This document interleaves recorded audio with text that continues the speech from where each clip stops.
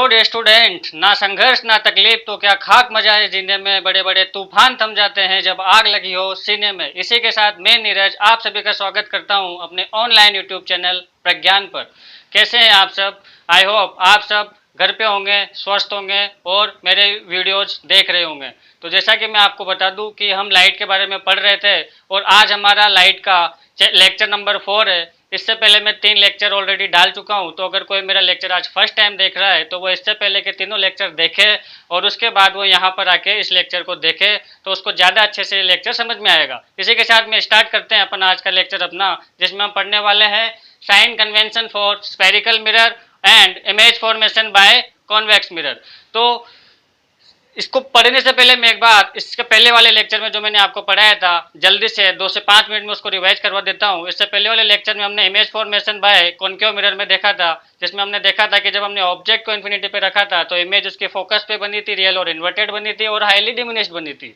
इसके बाद जब हमने ऑब्जेक्ट को बियॉन्ड द सी रखा था तो हमारी जो इमेज है वो focus and centre of curvature के बीच में बनी थी, रियल एंड इन्वर्टेड बनी थी और स्मॉल देन ऑब्जेक्ट बनी थी। इसके बाद जब हमने ऑब्जेक्ट को सेंटर ऑफ कर्वेचर पे रखा था तो हमारी जो इमेज है वो भी सेंटर ऑफ कर्वेचर पे बनी थी, रियल एंड इन्वर्टेड बनी थी और सेम साइज बनी थी ऑब्जेक्ट के। इसके बाद जब हमने ऑब्जेक्ट को सेंटर ऑफ कर्वेचर और फोकस के बीच में रखा तो हमारी इमेज बियॉन्ड द सी बनी, रियल और इन्वर्टेड बनी और जो नेचर बना इमेज का वो रियल एंड इन्वर्टेड हो गया। इसी के साथ जो हमारी इमेज है वो लार्जर देन ऑब्जेक्ट बनती है। जब मैं अपनी ऑब्जेक्ट को फोकस पे लेके आया तो इमेज मेरी इन्फिनिटी पे बन गई, रियल और इन्वर्टेड इमेज, और ऑब्जेक्ट के कंपेयर में इमेज की जो साइज है वो काफ़ी ज़्यादा लार्ज बनती है। इसके बाद जब मैंने ऑब्जेक्ट को पोल और फोकस के बीच में रखा तो मेरी जो इमेज है वो बिहाइंड द मिरर बनी। ओनली वन केस एक ऐसा है कॉन्केव मिरर का जहाँ पे वर्चुअल और इरेक्ट इमेज मिलती है और जो साइज ऑफ इमेज है वो लार्जर देन ऑब्जेक्ट होती है। तो इसी के साथ हमने जो हमारा प्रीवियस लेक्चर था उसका पूरा रिवीजन कर लिया और अब हम यहाँ से आगे पढ़ना स्टार्ट करते हैं। तो जैसे कि यहाँ पे लिखा हुआ है कि जो फर्स्ट लाइन में आपने नोट डाउन करा हुआ है, all distance from pole parallel to principal axis on the left side of mirror, मतलब किसी भी प्रिंसिपल एक्सिस मतलब प्रिंसिपल एक्सिस पे पोल से लेफ्ट साइड में मैं जो डिस्टेंस मेजर करूंगा पैरेलल टू प्रिंसिपल एक्सिस, उनको मैं हमेशा कैसा लूंगा? नेगेटिव लूंगा। एक बार इसको मैं डायग्राम में जो मैंने यहाँ पे बनाया हुआ है इसको आप लोगों को समझा देता हूँ। जैसे कि यहाँ पर आपको दिख रहा होगा ये एक मैंने स्फेरिकल मिरर बनाया हुआ है जो कि आपका कॉनकेव मिरर है। कॉनकेव मिरर है और ये आपका एक कोऑर्डिनेट है जो आप बचपन से यूज कर रहे हो, जिसमें आपके 2 एक्सिस होती है, एक प्लस एक्स एक एक्स एक्सिस होता है और एक वाई एक्सिस होता है। जहाँ पे दोनों एक्सिस एक दूसरे को कट करते हैं वो आपका ओरिजिन पॉइंट होता है और ये वाला पार्ट अगर यहाँ होता है इधर डिस्टेंस आप मेजर करते हो तो उसको प्लस एक्स डायरेक्शन बोलते हैं, ये माइनस एक्स डायरेक्शन होती है, ये प्लस एक्स डायरेक्शन होती है और ये माइनस वाई डायरेक्शन होती है। जब मैं इन दोनों को मर्ज करता हूँ तो कुछ इस तरह से मुझे यहाँ पे बनेगा, जहाँ पे मेरा जो पोल है इस पोल के प्लेस पे मुझे ये पोल जहाँ पर होगा वहीं पर मुझे क्या मानना है? ओरिजिन मानना है। स्फेरिकल मिरर के केस में जहाँ पर आपका पोल होगा वहाँ पर आपको क्या मानना है? आपका ओरिजिन मानना है। और इस ओरिजिन से ये आपकी प्लस एक्स हो गई, यह आपकी माइनस एक्स हो गई, यह आपकी प्लस वाई हो गई, यह आपकी माइनस वाई हो गई। तो इसने यही बोला है कि अगर मैं पोल से डिस्टेंस को मेजर करता हूँ प्रिंसिपल एक्सिस के parallel and left side of the mirror तो मेरा जो डिस्टेंस होगा वो डिस्टेंस मेरा होगा नेगेटिव। ये मेरी फर्स्ट लाइन है। इसके बाद सेकंड लाइन में क्या लिखा हुआ है देखिए, all distance from pole parallel to principal axis on the right side of mirror take positive. मतलब जितने भी डिस्टेंस है हम पोल से प्रिंसिपल एक्सिस के parallel but right side of the mirror, principal axis के पैरेलल पोल से जो भी डिस्टेंस मैं मेजर करूंगा राइट साइड में वो सारे डिस्टेंस में हमेशा कैसे लूंगा? उन सारे डिस्टेंस को मैं लूंगा पॉजिटिव। उन सारे डिस्टेंस को मैं क्या लूंगा? पॉजिटिव। थर्ड जो पॉइंट है, थर्ड पॉइंट में देखिए, all distance above and perpendicular to principal axis take positive.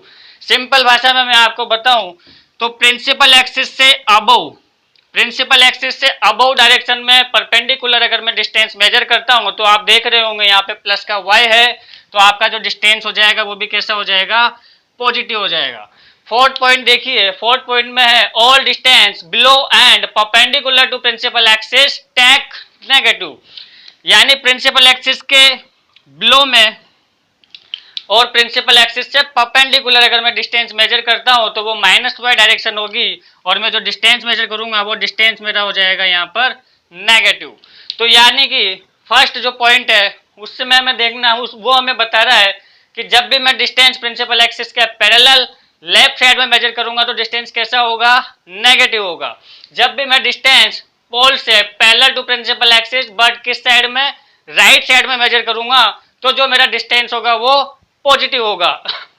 जब भी मैं distance perpendicular to principal axis और अबव मेजर करूंगा तो मैं क्या लूंगा, उसको पॉजिटिव लूंगा। जब भी मैं distance below the principal axis और perpendicular to principal axis measure करूंगा तो वो डिस्टेंस मैं कैसा लूंगा, नेगेटिव लूंगा। तो सिंपल भाषा में अगर मैं दो लाइन में आपको ये चीज समझाना चाहूं तो ये बोल सकता हूं कि जब भी प्रिंसिपल एक्सिस के अबव जब भी प्रिंसिपल एक्सिस के अबव में डिस्टेंस मेजर करूं तो पॉजिटिव, बिलो में डिस्टेंस मेजर करूं प्रिंसिपल एक्सिस के तो नेगेटिव।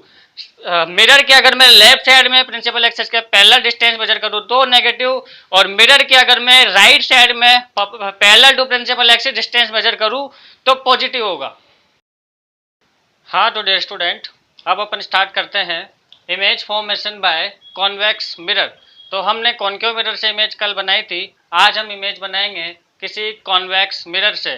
कॉन्वेक्स मिरर एक डाइवर्जिंग मिरर है, एक ऐसा मिरर जो लाइट रेज को रिफ्लेक्शन के बाद डाइवर्ज करता है, और एक ऐसा मिरर जिससे लाइट रेज जब आपके रिफ्लेक्ट होगी तो वो डिफरेंट डिफरेंट डायरेक्शन में क्या करेगी, ट्रेवल करेगी। तो देखिए यहाँ पर जैसे हमने देखा था कॉन्केव मिरर से 6 केस थे हमारे इमेज फॉर्मेशन के, लेकिन कॉन्वेक्स मिरर के सिर्फ आपको 2 केस पढ़ने हैं, और दोनों केस मैंने यहाँ पर आपके सामने ड्रॉ किए हुए हैं।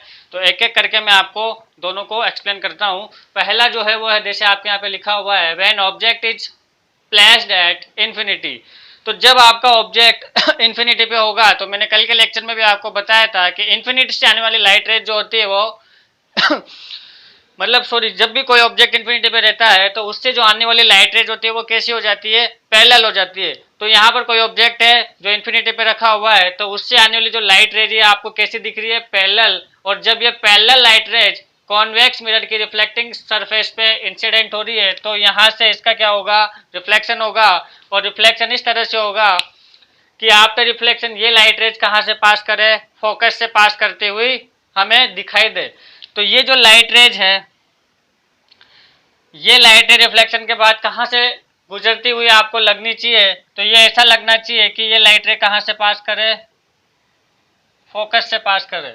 अब ये लाइट रेज इस मिरर के आर पार तो जा नहीं सकती, तो ये इस डायरेक्शन में यहाँ पे ऐसे चली जाती है।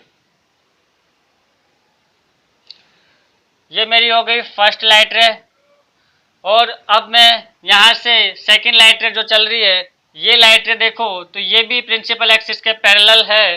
तो आप पे रिफ्लेक्शन ये जो लाइट रे है आपकी, ये भी कहाँ से पास करनी चाहिए, फोकस से पास करनी चाहिए। तो ये इस तरह से जानी चाहिए, लेकिन आपको पता होगा जैसा कि यहाँ पे रिफ्लेक्शन होगा तो ये इस वाली डायरेक्शन में यहाँ से बिल्कुल कहाँ चली जाएगी, इस तरह से चली जाएगी। तो आप देख पा रहे होंगे कि जो दोनों लाइट रेज है आपकी, ये दोनों लाइट रेज कहाँ पे मीट कर रही है, आपके फोकस पे मीट कर रही है और वर्चुअली मीट कर रही है। रियलिटी में लाइट रे इस तरह से आई और ऐसे चली गई, ये वाली लाइट रे यहाँ पर आई, इंसिडेंट हुई और इस डायरेक्शन में ये क्या हो गई, मूव हो गई। लेकिन ये इधर इनके बीच में जो गैप है वो कंटिन्यूसली आप देख रहे होंगे इंक्रीज होता जा रहा है। तो इन लाइट रेज को मैंने यहाँ पे आगे बढ़ाया और ये किस पॉइंट पे मीट कर रही है, आपके फोकस पे मीट कर रही है। तो जब भी हमारा ऑब्जेक्ट इन्फिनिटी पे होगा तो उसकी इमेज कहाँ बन रही है, आपकी फोकस पे बन रही है, यानी पोजीशन ऑफ इमेज क्या होगी, फोकस। नेचर आप देख पा रहे होंगे, इस केस में नेचर आपका होता है वर्चुअल और इरेक्ट। नेचर आपका होगा वर्चुअल एंड इरेक्ट। वर्चुअल क्यों बोला, क्योंकि लाइट रेज यहाँ पर एक्चुअल में मीट नहीं कर रही है, एक्चुअल में लाइट रेज इंटरसेक्ट नहीं कर रही है, तो जो आपकी इमेज है वो वर्चुअल बनेगी इस केस में।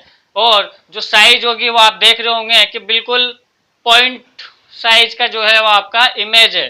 तो हाईली डिमिनिस्ड जो है वो आपके यहाँ पे इमेज बनेगी, हाईली डिमिनिस्ड।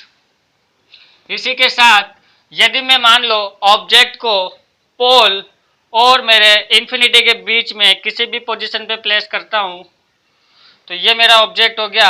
अब मैं देखता हूँ यहाँ से अगर मैं ऑब्जेक्ट को इन्फिनिटी और पोल के बीच प्रिंसिपल एक्सिस पे कहीं भी प्लेस करूँ तो उसकी जो इमेज है उसकी पोजीशन क्या होगी, नेचर क्या होगा और साइज क्या होगी। तो मैंने इमेज को, ऑब्जेक्ट को अपने यहाँ प्लेस कर दिया, प्रिंसिपल एक्सिस पे यहाँ ऑब्जेक्ट प्लेस कर दिया। दो लाइट रेज मुझे चलानी है इमेज पाने के लिए इसकी, तो पहली लाइट रे मैंने प्रिंसिपल एक्सिस के पैरेलल ड्रॉ कर दी, और जब भी कोई लाइट रे प्रिंसिपल एक्सिस के पैरेलल जाएगी तो आफ्टर रिफ्लेक्शन इसको कहाँ से निकलना पड़ेगा, फोकस से। तो ये इधर तो जा नहीं सकती, यानी ये कहाँ, इसके बिल्कुल इस तरह से कहाँ चली जाएगी, ये ऐसे मूव कर जाएगी, ऐसे ये कहाँ चली जाएगी, अपवर्ड डायरेक्शन में चली जाएगी। ये मेरी फर्स्ट लाइट रे हो गई। सेकेंड लाइट रे मैं यहाँ से ड्रॉ करता हूँ, तो मैंने देखा था कि कोई लाइट रे अगर ऐसे आए, कोई लाइट रे अगर इस तरह से आए कि सपोज कोई लाइट रे अगर इस तरह से किसी स्पेरिकल मिरर पे इंसिडेंट हो कि वो कहाँ से पास कर जाए, कि वो कहाँ से पास करते हुए दिखाई दे, फोकस से पास करते हुए दिखाई दे। देखो ये लाइट रे यहाँ से चली, और अगर आपका मिरर बीच में नहीं आता तो ये बिल्कुल फोकस से निकलती, पक्की बात है। लाइट रे एक चली प्रिंसिपल एक्सिस के पैरेलल तो फोकस से निकलती हुई हमें दिखाई देगी। लेकिन अगर लाइट रे मान लो ऐसे आपके मिरर पे इंसिडेंट हो रही है कि वो कहाँ से पास करेगी, फोकस से, तो आपको पता है आफ्टर रिफ्लेक्शन ये जो लाइट रेज है वो प्रिंसिपल एक्सिस के क्या हो जानी चाहिए, पैरेलल हो जानी चाहिए। तो यहाँ से ये लाइट रे इस तरह से प्रिंसिपल एक्सिस के पैरेलल ऐसे चली जाएगी। अब जब मैं इस लाइट रे को behind the mirror virtually draw करूंगा तो यहाँ से मैं देखूंगा कि दोनों लाइट रेज जिस पॉइंट पे मीट कर रही है वहाँ पे मेरी क्या बनेगी, इमेज बनेगी। और ये जो मेरी इमेज बनेगी ये इस तरह से मेरी इमेज बनेगी। यहाँ पे आप देख पा रहे होंगे कि जो मेरी इमेज बनी है वो स्मॉल देन ऑब्जेक्ट बनी है, वर्चुअल है, क्योंकि मेरी जो लाइट रेज है वो एक्चुअली में मीट नहीं कर रही है। इस लाइट रे को मैंने फर्दर आगे इधर बढ़ाया, और इस वाली लाइट रे जो प्रिंसिपल एक्सिस के पैरेलल हो गई इसको मैंने बिहाइंड द मिरर क्या करा, इंक्रीज करा। एक बार फिर से देखेंगे इसको। फर्स्ट लाइट रे मेरी जो है यहाँ से ऐसे गई, इंसिडेंट हुई, और ये चूंकि प्रिंसिपल एक्सिस के पैरेलल है तो ये कहाँ से पास करनी चाहिए, फोकस से। तो फोकस से पास करती तो नहीं है, लेकिन हम इसको ऐसे बनाएंगे कि अगर ये मान लो सपोज कहाँ से आ रही है, आपके फोकस से आ रही है, तो इस तरह से डायरेक्शन में आपके मूव कर जाएगी। सेकेंड लाइट रे मैं इस तरह से चलाऊंगा कि अगर वो कहाँ से आपके प्रिंसिपल फोकस से निकलते हुए आपको क्या करे, दिखाई दे, तो आफ्टर रिफ्लेक्शन प्रिंसिपल एक्सिस के क्या हो जाएगी, पैरेलल हो जाएगी। और जब इसको मैं पीछे बनाऊंगा तो दोनों लाइट रेज जिस पॉइंट पे इंटरसेक्ट करेगी वहां पे मेरी क्या बनेगी, इमेज बनेगी। इमेज आप देख पा रहे हो, पहली बात तो दोनों लाइट रेज वर्चुअली मीट कर रही है तो नेचर जो होगा वो आपका कैसा होगा, वर्चुअल होगा। और इमेज कैसी दिख रही है आपको, इरेक्ट। साइज आपको दिख रही होगी स्मॉल देन ऑब्जेक्ट है, साइज आपकी क्या है, स्मॉल देन ऑब्जेक्ट। और जो नेचर है इस केस में, सॉरी पोजीशन देख लो आप, हमेशा इमेज की जो पोजीशन होगी वो पोल और फोकस के बीच में होगी, यानी pole and focus, pole and focus के आपके क्या बनेगी, between, between pole and focus आपकी हमेशा क्या बनेगी, इमेज बनेगी। साइज होगी हमेशा छोटी होगी, स्मॉल होगी। नेचर हमेशा कैसा होगा, वर्चुअल एंड इरेक्ट होगा। तो दो ही केस आपके कॉन्वेक्स मिरर के होते हैं। और सबसे इम्पोर्टेंट चीज कॉन्वेक्स मिरर का जो यूज होता है वो आपके व्हीकल्स जो होते हैं, आपकी जो कार बाइक, आपके जो मोटर बाइक्स आप यूज करते हो उसके जो साइड मिरर होते हैं, उस साइड मिरर में जिस मिरर का हम यूज करते हैं वो आपका कॉन्वेक्स मिरर होता है। तो कॉन्वेक्स मिरर के सिर्फ आपके दो यूज है। और इसके बाद जो भी हमारे पास यूज होंगे सारे, इसके अलावा जितने भी यूज बचेंगे वो सारे हम जगह किसको यूज करते हैं, तो वहां पर हम कॉनकेव मिरर को यूज करते हैं। हेलो डे स्टूडेंट, अब अपन मिरर फॉर्मूले के बारे में डिस्कशन करते हैं। तो ये जो मिरर फॉर्मूला मैंने आपके सामने यहाँ पे लिखा हुआ है 1/f equals to 1/v plus 1/u। जब भी आप न्यूमेरिकल करोगे इस चैप्टर के तो आपको इस फॉर्मूले की हमेशा ज़रूरत पड़ेगी।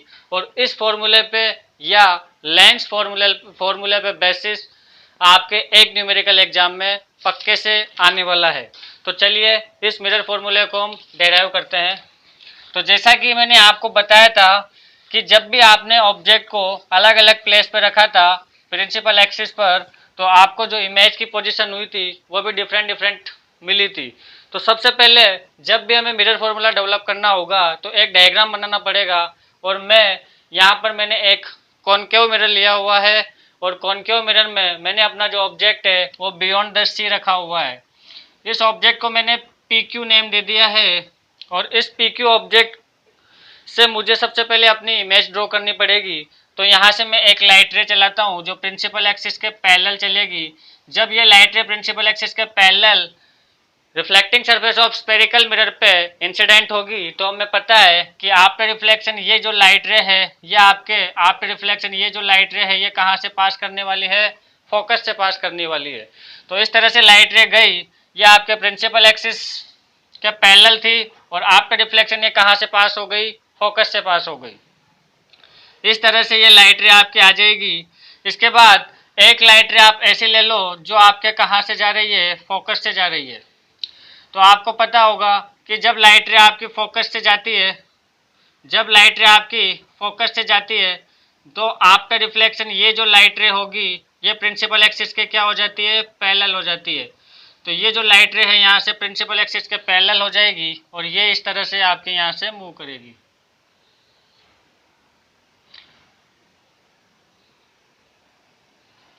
तो ये जो मेरा डायग्राम बना कुछ इस तरह से बना है।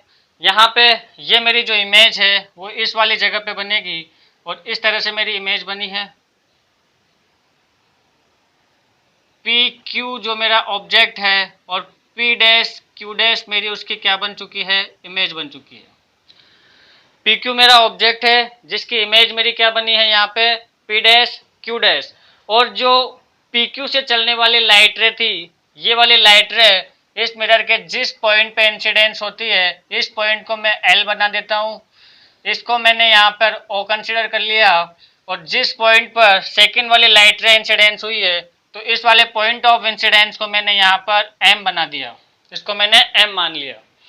तो अब ये मेरा डायग्राम यहाँ पर कंप्लीट हो चुका है, और इमेज मेरी पी डैश क्यू डैश मुझे मिल चुकी है, और ऑब्जेक्ट मेरा यहाँ पर पी क्यू है। तो चलिए अब हम हमारे मिरर फॉर्मूले को यहाँ से डेराइव करना स्टार्ट करते हैं। तो बच्चों, जब भी आप मिरर फॉर्मूला डेराइव करोगे तो सबसे पहले आप एक चीज़ ध्यान रखना, आपको दो दो के पेयर में दो बार आपको दो ट्रायंगल्स को एक दूसरे के सिमिलर प्रूव करना है। तो जो फर्स्ट पेयर ले रहा हूँ मैं ट्रायंगल्स का, उसको यहाँ पे ध्यान से देखना। ये वाला मैं फर्स्ट पेयर लूँगा ट्रायंगल्स का, ये जो मैं शेडो कर रहा हूँ इसको ध्यान से देखना। और ये मैं फर्स्ट पेयर लूँगा ट्रायंगल्स का, और इन दोनों ट्रायंगल्स को मैं अभी आपके सामने यहाँ डायग्राम में ही सिमिलर प्रूव करूँगा, और उसके बाद लॉ जो होगा सिमिलरिटी का, उसके हिसाब से मैं यहाँ पर आपको एक इक्वेशन डेराइव करूँगा। तो देखो कैसे करेंगे इसको। सबसे पहले आपको एक एजम्पशन लेना है कि ये जो रिफ्लेक्टिंग सरफेस है स्पेरिकल मिरर की, ये होती तो स्पेरिकल है हमें पता है, लेकिन आप इसको अज्यूम करो एज अ स्ट्रेट लाइन। तो जब आप इस स्पेरिकल मिरर की जब आप इस स्पेरिकल मिरर की रिफ्लेक्टिंग सरफेस को एक स्ट्रेट लाइन में अज्यूम करोगे, तो आपका पी क्यू एल ओ, ध्यान से देखना, पी क्यू एल ओ, फिर बोल रहा हूँ पी क्यू एल ओ एक आयत, एक रेक्टेंगल बन जाएगा, और रेक्टेंगल की अपोजिट साइड्स जो होती है वो क्या होती है, इक्वल होती है। यानी जो पी क्यू है वो आपका किसके इक्वल हो जाएगा, एल ओ के इक्वल हो जाएगा।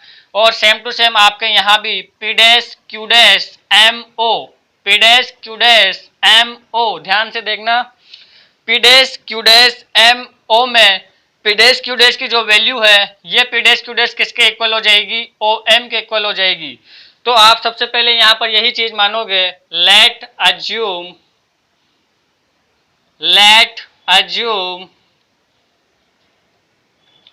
L O M is a straight line. जैसे ही आप एल ओ एम को एक स्ट्रेट लाइन अज्यूम करोगे, तो यहाँ से जो आपका पी क्यू है, इस पी क्यू की वैल्यू आपकी एल ओ के इक्वल हो जाएगी, और पी डैश क्यू डैश जो आपकी इमेज है ये किसके इक्वल हो जाएगी, ये आपकी ओ एम के इक्वल हो जाएगी।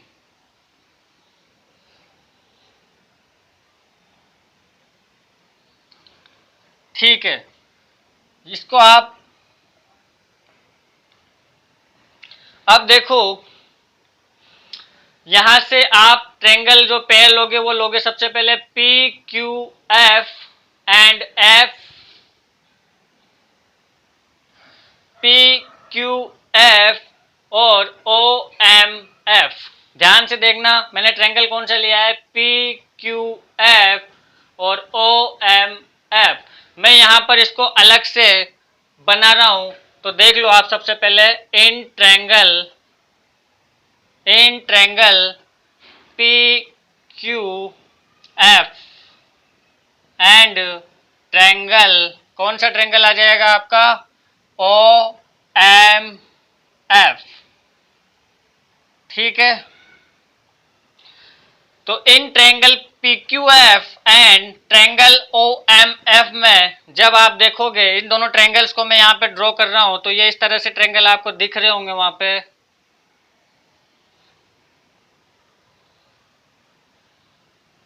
इस तरह से ये वाला जो है ये आपका फोकस है, ये जो पॉइंट है ये आपका फोकस है, ये आपका पोल है, ये आपका एम है, ये आपका हो गया क्यू और ये आपका हो गया पी। तो इस तरह से जो दोनों ट्रेंगल मैंने वहां पर आपको शेडो किए हैं, वो दोनों शेडो ट्रेंगल्स मैंने आपके यहाँ बना दिए हैं। अब देखो, आपका ये ऑब्जेक्ट है और ये आपका पोल है, तो मैं ये जो ऑब्जेक्ट की डिस्टेंस है पोल से, इसको मैं यू से डिनोट करता हूँ। ऑब्जेक्ट की जो डिस्टेंस होती है पोल से, उसको मैं यू से डिनोट करता हूँ, और जो इमेज की डिस्टेंस मेरी होती है पोल से, उसको मैं वी से डिनोट करता हूँ। ठीक है, यानी फोकल लेंथ मेरी ये वाली हो गई, और जो इमेज की डिस्टेंस है, इमेज की डिस्टेंस पोल से मेरी क्या हो गई, वी हो गई, और ऑब्जेक्ट की जो डिस्टेंस है पोल से, वो मेरी क्या हो गई, यू हो गई। तो देखो, ये मेरा यहाँ पर पोल है और ये मेरा ऑब्जेक्ट है, तो ये जो डिस्टेंस है, ये जो डिस्टेंस है, ये डिस्टेंस मेरी किसकी, ऑब्जेक्ट की डिस्टेंस है, जिसको मैं यू से डिनोट कर सकता हूँ, और ये जो डिस्टेंस है मेरी, ये फोकल लेंथ है, जिसको मैं स्मॉल एफ से डिनोट कर सकता हूँ। तो आप यहाँ से एक चीज़ पहले क्लियर कर लो कि ये कंप्लीट डिस्टेंस जो है वो आपका यू है, और ये वाला जो डिस्टेंस है वो आपका स्मॉल एफ है। तो ये जो बचा हुआ डिस्टेंस है पी एफ, ये किसके इक्वल होगा, तो ये हो जाएगा यू माइनस एफ।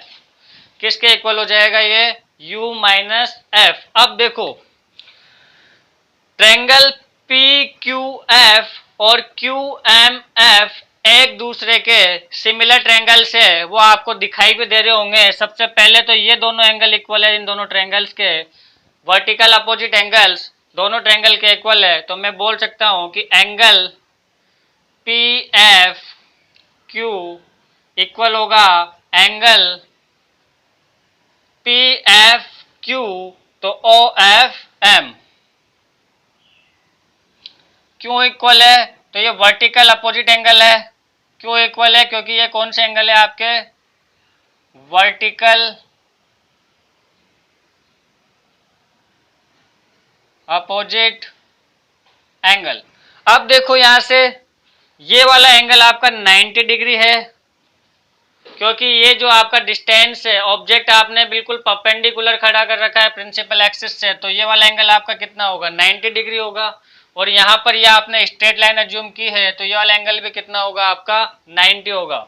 यानी ये दोनों एंगल आपके कितने डिग्री के हो गए, 90 डिग्री के। तो मतलब angle Q P F, angle Q P F equal होगा एंगल एम ओ एफ के, एंगल एम ओ एफ के, और दोनों एंगल कितने हैं, 90 डिग्री के। तो आपको पता है कि जब दो एंगल दोनों ट्रायंगल के इक्वल हो गए, तो तीसरा जो बचा हुआ एंगल है, ये भी इन दोनों का क्या हो जाएगा, एक दूसरे के इक्वल हो जाएगा, क्योंकि ट्रायंगल के तीनों एंगल्स का सम कितना होता है, 180 होता है। तो मैं ये बोल सकता हूं कि जो ट्रायंगल पी, तो मैं ये बोल सकता हूं कि जो ट्रायंगल है P Q F, triangle P Q F similar है ट्रायंगल ओ एम एफ के, और इसी से मैं बता सकता हूं कि P F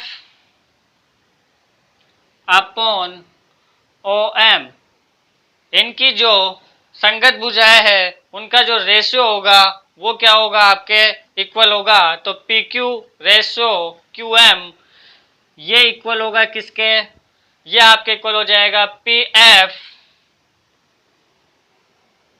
upon O F के, P F upon O F के।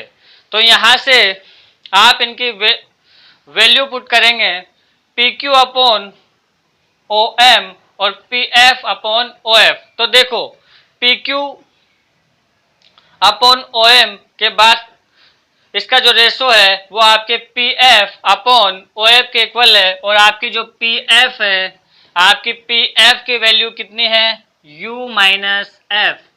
आपकी पी एफ की वैल्यू कितनी है, u माइनस एफ, और ओ एफ की वैल्यू कितनी है, तो ओ एफ तो आपकी फोकल लेंथ है, तो ये u माइनस एफ अपॉन क्या हो जाएगा, f हो जाएगा। और जो ओ एम है ये ओ एम किसके इक्वल है, तो ये पी डैश क्यू डैश के क्या है, इक्वल है।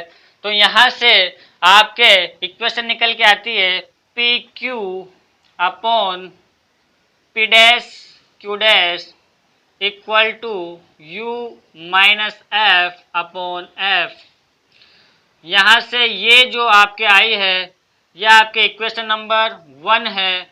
और ऐसा क्यों हुआ, क्योंकि पी डैश क्यू डैश जो है वो इक्वल है किसके, ओ एम के। पी डैश क्यू डैश आपके किसके इक्वल है, ओ एम के इक्वल है। तो मैंने यहाँ पर ओ एम की जगह क्या रख दिया है, पी डैश क्यू डैश रख दिया है। अब ये मेरी हो गई यहाँ से इक्वेशन नंबर 1। अब एक काम मेरा हो चुका है, मुझे दूसरा काम ये करना है कि ये वाले जो दूसरे पेयर है ट्रायंगल्स का ये मुझे लेना है। इसको देखना ध्यान से, ये जो मैं बना रहा हूं यहाँ पर, ये पेयर आपको लेना है। एक पेयर में ले चुका हूं ऑलरेडी, अब दूसरा जो पेयर है मुझे ट्रायंगल्स का वो ये वाला पेयर मुझे लेना है। मैं यहाँ पर इसको अलग से ड्रॉ करता हूँ तो आपको और अच्छे से वो क्लियर होगा। इस वाले पेयर की मैं बात कर रहा हूँ जहाँ पे ये मेरी फोकल लेंथ है, ये मेरा ओ पॉइंट है, ये मेरा एम पॉइंट है, ये पी डैश है, और ये क्या है, क्यू डैश है। तो उस डायग्राम को मैंने वहां से बाहर निकाल के आपके सुविधा के लिए यहाँ पे ड्रॉ कर दिया है, जहाँ पर आप उस डायग्राम को अच्छे से विजुलाइज कर सकते हो। तो यहाँ भी वही सेम बात है, मैं यहाँ पर दोनों ट्रायंगल को सिमिलर प्रूव नहीं करूँगा, सिर्फ आपको बता देता हूँ कि ये दोनों एंगल वर्टिकल अपोजिट एंगल है, ये एंगल 90 डिग्री है, ये 90 डिग्री है। और जब दो एंगल किन्हीं दो ट्रायंगल्स के इक्वल होते हैं तो थर्ड एंगल जो होते हैं वो ऑटोमेटिक क्या हो जाएंगे, इक्वल हो जाएंगे, क्योंकि ट्रायंगल के तीनों एंगल का सम कितना होता है, 190 होता है। तो यहाँ से मैं सबसे पहले बात करता हूँ इन ट्रायंगल, कौन कौन सा ट्रायंगल है आपका, तो ये है P dash Q dash F and P dash Q dash F and O M F. जैसा कि आपको दिख रहा है, ऐसे कैसे आपको जब एग्जाम में आएगा तो वहां पे आपको लिखना है, प्रूव करके बताना है, यूं नहीं कि जैसे मैं यहाँ पे कर रहा हूँ तुम वैसे ही कर दो। मेरे पास यहाँ पे तुम्हें ऑलरेडी मैं एक्सप्लेन कर चुका हूँ, तो तुम्हें समझ में भी आ रहा होगा कि दो वर्टिकल अपोजिट एंगल है, दो 90 डिग्री के एंगल है, तो वो इक्वल हो गए, तो थर्ड जो एंगल है वो ऑटोमेटिक दोनों ट्रायंगल का क्या हो जाएगा, इक्वल हो जाएगा। यहाँ से देखो जब इसको हम सोल्व करेंगे तो हमें पता लग जाएगा, पता लग ही रहा है वैसे ऊपर कि P dash Q dash F ये जो है हमारा ट्रायंगल सिमिलर है ट्रायंगल ओ एम एफ के। अब देखो जब दो ट्रायंगल क्या होते हैं, सिमिलर होते हैं, तो उनके जो साइड्स के रेशो होते हैं वो भी क्या होता है, सेम होता है। यानी यहाँ से ये वाली साइड का रेशो इसके साथ और इस वाली साइड का रेशो इसके साथ हम लेंगे तो ये इस तरह से आएगा, P dash Q dash upon O M, P dash Q dash upon, sorry ये एल है, P dash Q dash upon O L, यहाँ पर भी इसको एल करना, P dash Q dash upon O L, और ये आपका इक्वल हो जाएगा किसके, P dash F, P dash F upon P dash F upon O F के।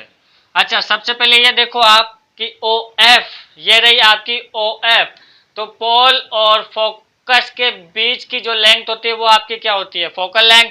तो यानी ये आपकी स्मॉल एफ है, यानी ये आपकी क्या है, यहाँ से स्मॉल एफ, ये डिस्टेंस स्मॉल एफ है। और ये आपका क्या है भाई, इमेज, और ये आपका क्या है, पोल। तो इमेज की जो डिस्टेंस है, इमेज की जो डिस्टेंस है पोल से, उसको मैंने किससे दिखाया है यहाँ पे, v से। उसको मैंने किससे दिखाया है यहाँ पे, v से। तो ये पूरी जो डिस्टेंस है ये v है, और ये वाली डिस्टेंस मेरी f है।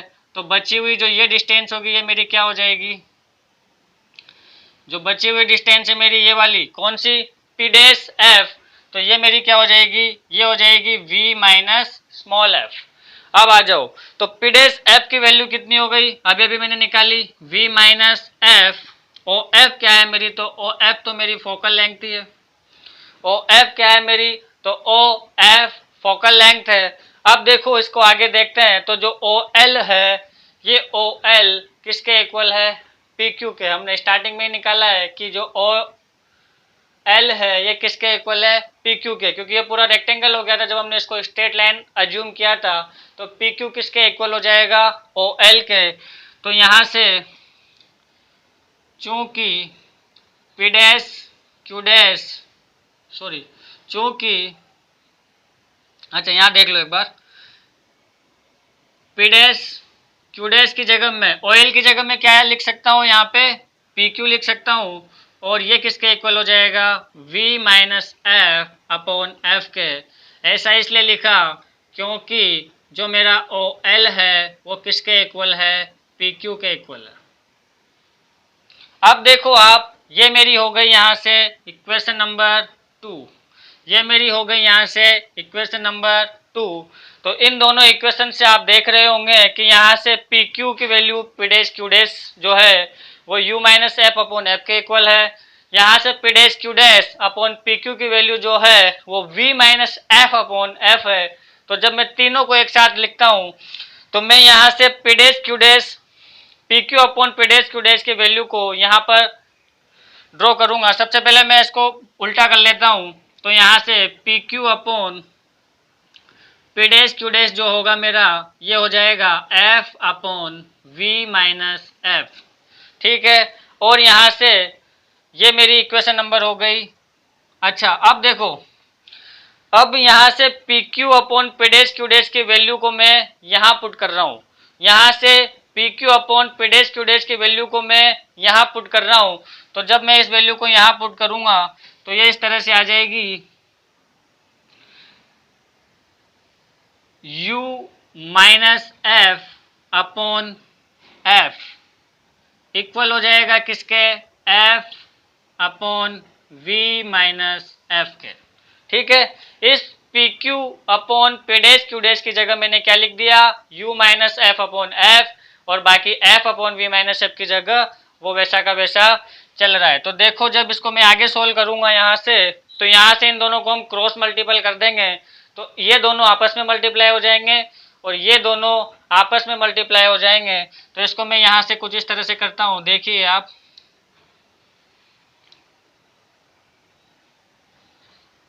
ये जब दोनों मल्टीप्लाई होंगे तो ये हो जाएगा आपका एफ स्क्वायर, और ये दोनों जब आपके मल्टीप्लाई होंगे तो ये हो जाएगा v माइनस एफ, और ये किससे मल्टीप्लाई है आपका u माइनस एफ से, ठीक है। इन दोनों को अपन फर्दर सोल्व करेंगे, तो यहाँ से मैं जब सोल्व करूँगा तो ये हो जाएगा एफ स्क्वायर, इसको v से जब मैं इस ब्रैकेट को ओपन करूँगा तो ये हो जाएगा v u minus v f minus f you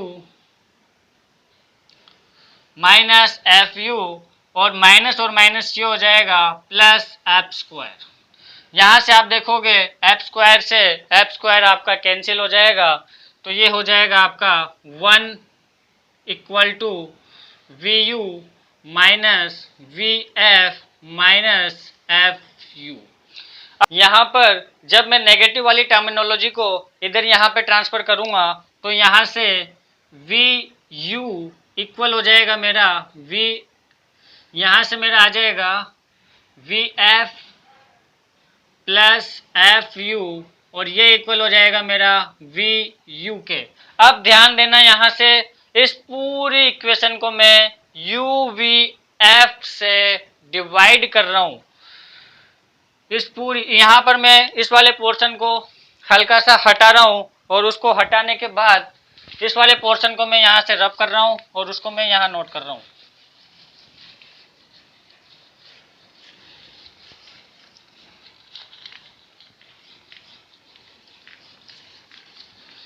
हाँ तो बच्चों देखो उसको यहाँ पे we f plus f u और ये मेरा हो गया वी यू। तो इस पूरी कंप्लीट इक्वेशन को हमें क्या कर दूंगा, डिवाइड कर दूंगा। Divide by, divide this